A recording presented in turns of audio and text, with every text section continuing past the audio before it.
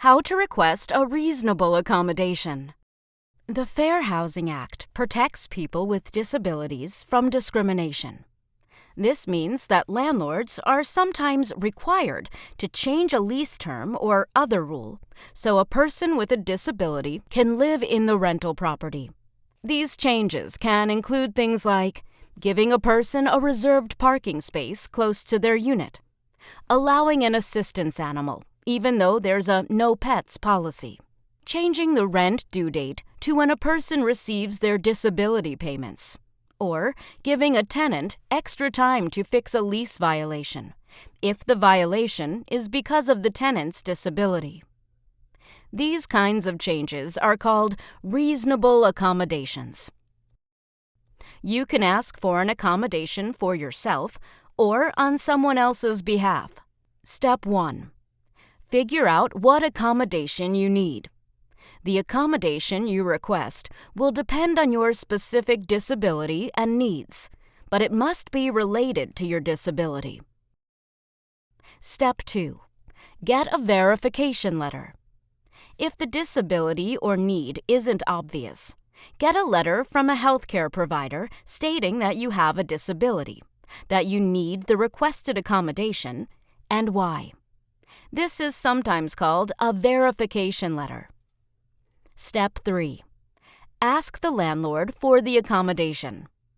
It's best to put the request in writing, but your letter does not need to be very long. Just make sure your letter explains why the rule change is related to the disability.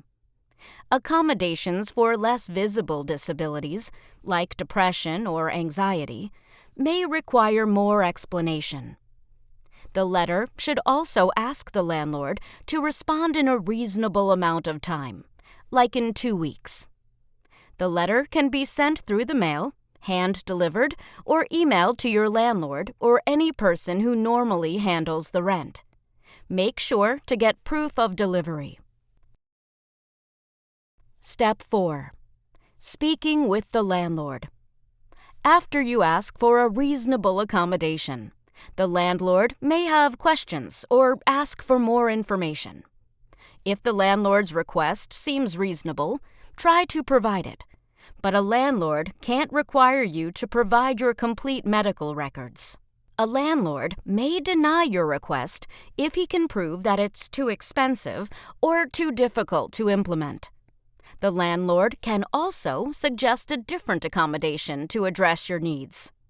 For example, instead of changing units to be closer to the trash area, the landlord could purchase a garbage can for your unit. A landlord can't charge you extra rent or fees for making the accommodation. And they can't try to evict or harass a tenant with a disability who has asked for an accommodation. Retaliation is illegal under the law.